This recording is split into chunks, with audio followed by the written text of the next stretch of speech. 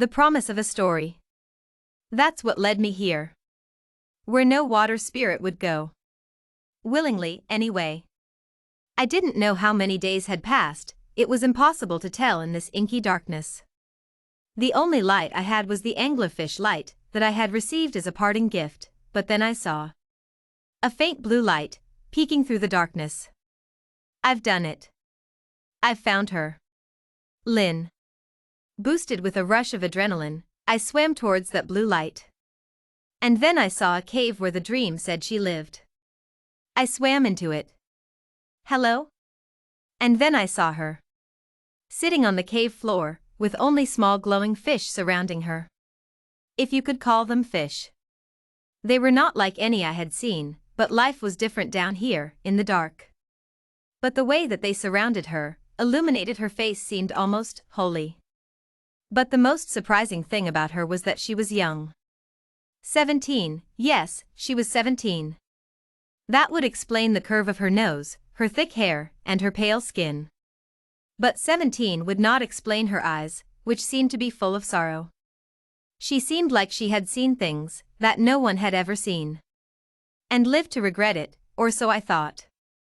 Hello, what brings you here? A young boy like you certainly has no place down here. In a place devoid of the light. Her voice was like seaweed brushing against each other. Not that soft, but not stern either. A mix in between. I collect stories, I said. A storyteller you say? I assume you came all the way down here to hear mine, and drop the I am but a few years older than you. 17, in fact. Yes. I say, and I pray that I will be able to hear it. I hope that I didn't come down here just to get turned away. But first, what is your name? I can't keep calling you boy. It's Atlantis. Like the city. I say. What an interesting name. My mom wanted me to be great, like the city. I admire your courage, Atlantis. It's a long swim down here, after all. Very well, I will tell you my story. Let us start from the beginning, shall we? 3 years ago, humans. They thought that Earth was replaceable. How stupid. They threw their trash everywhere and never picked it up. Then, the occasional merperson or sea creature would get tangled in it. But most importantly, they killed Izira.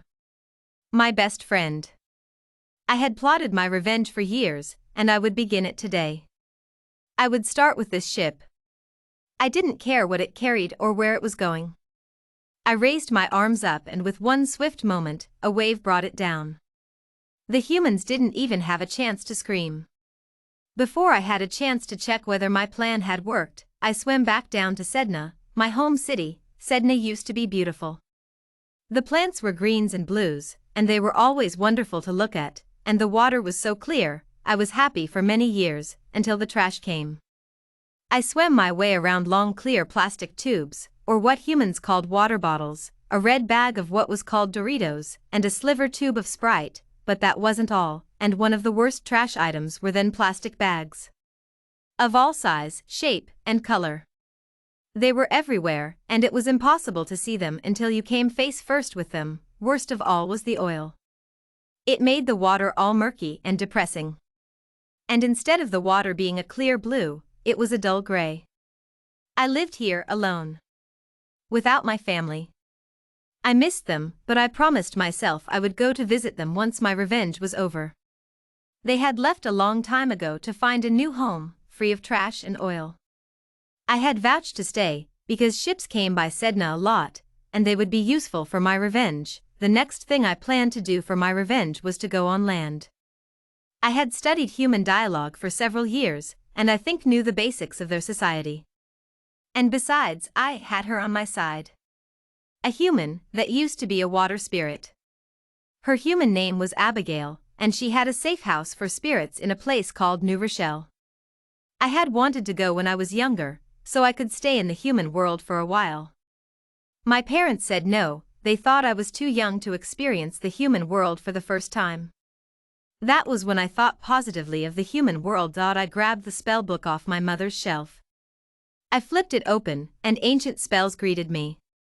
The one that I wanted was in the middle. There it was. It showed a spirit, and then the next picture was of a human. It also informed me that the spell only lasted 7 days.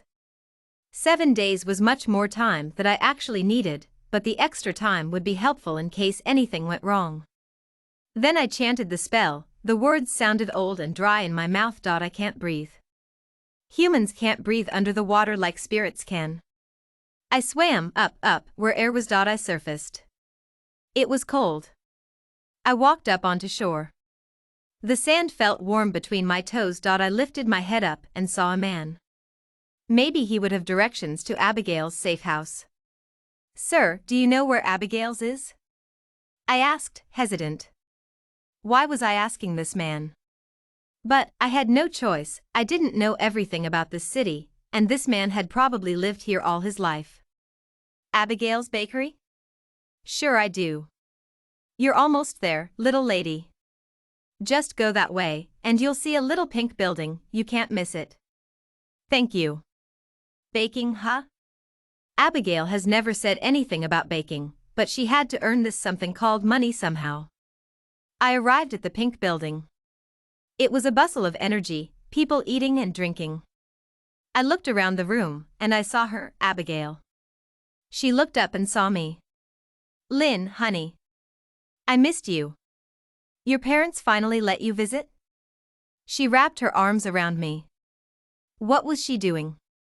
"We never did this back home. Come with me. You must be tired. I'll set you up with a room right away." A few minutes later she led me into a small room. There was a big rectangle with a blanket and another small rectangle. "What's this?" I asked, curious. It was surprisingly soft. "That's a bed. Now, tell me why you're here. Have you come to visit?" "Yes, I have. I wanted to see you." I lied.